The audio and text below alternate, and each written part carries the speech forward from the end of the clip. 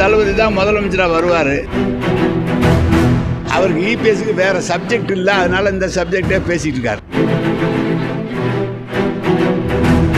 திமுக அரசை விமர்சித்தா தான் அவருக்கு அடையாளம் காட்ட முடியும். அதனால் அவர் தொடர்ந்து விமர்சனம் பண்ணிகிட்டு இருக்காரு. இபிஎஸ் கனவு பலிக்காது, இபிஎஸ் நினைக்கிறது நடக்காது. நிறையா தொழிலாளிகள் இன்றைக்கு அதுலேருந்து இதில் ஜாயின் பண்ணிட்டாங்க. நேற்று 200 பேருக்கு மேலே வந்திருக்காங்க. தொடர்ந்து பேச்சுவார்த்தை அவங்களோட அறநிலையத்துறை அமைச்சர் சேர்பாபு, அவரோட தொகுதி, அது துறைமுகம் தொகுதி, அவர் பேச்சுவார்த்தை நடத்திட்டு இருக்காரு. சுமூகமாக இன்னும் 2 நாளில் முடிஞ்சிடும். அதுக்கடையில் சொல்லுங்கள். அதனால வேறு என்ன தெரியும், வேறு ஒன்றும் தெரியல பேசுறதுக்கு. அதனால் இதே பேசிகிட்டு இருக்கிறாரு. அவர் எங்கள்கிட்ட கருத்து வேறுபாடுங்கிறாரு. நான் ஏற்கனவே சொன்னேன், அவர்கிட்ட கருத்து வேறுபாடுபட்டு ஓபிஎஸ் என்ன பண்ணார், எங்கள்கிட்ட வந்தார். மறுநாள் கூப்பிட்டு சொன்னோன்னே அவர் இல்லைன்றார். இப்போ தேமுதிக அவங்க பார்க்குறாங்க. ஒரு இதில் அவங்ககிட்ட இருக்கிறவங்க தான் முதலமைச்சரை பார்த்துட்டு போனாங்களே தவிர எங்ககிட்ட இருக்கிறவங்க யாரும் போக மாட்டாங்க.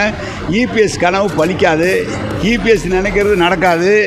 தளபதி தான் வருவார். தளபதி கூட்டணி அப்படியே தொடரும். அத்தனை பேரும் கட்சியில் நம்ம தளபதி அரவணைச்சு கொண்டு போகிறாங்க.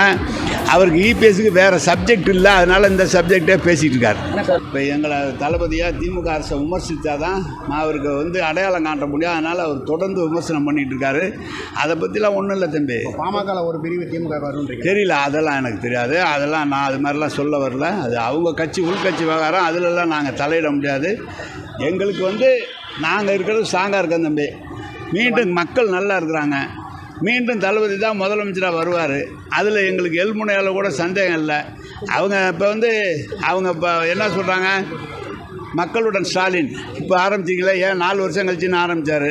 அவர் 4 வருஷம் சேலத்தில் இருந்துட்டு இப்போ தான் வெளியே வந்தார். அவர் எதுக்கு வந்திருக்காருன்னு கேட்டேன் நான். அது மாதிரி எல்லாமே நல்லா இருக்குது, ஜனங்கள் நல்லா இருக்காங்க. தளபதி நல்ல காரியங்கள் செஞ்சுட்டு இருக்கிறாரு. நாளை கூட 12ஆம் தேதி ரேஷன் பொருட்களை இல்லந்தோடி கொடுக்குற அந்த தொகுதி ஆரம்பிக்க போகிறாரு. அதனால் தேர்தல் நேரத்தில் சொன்ன வாக்குறுதிகள் நிறைய நிறைவேற்றிட்டோம், சொல்லாத வாக்குறுதிகள் நிறைவேற்றிட்டோம். மக்கள் நல்லா இருக்கிறாங்க. திமுக மீண்டும் வரும். தளபதி தான் முதலமைச்சராக வருவார். அது ஏற்கனவே 8 முறை வந்தார்ல, ஏற்கனவே 8 முறை வந்தார். வந்து தான் 40க்கு 40 திமுக ஜெயிச்சுது. பிரதமர் நம்ம நாட்டுக்கு வரதில்லை, நமக்கு என்ன இருக்குது அதில் ஒன்று.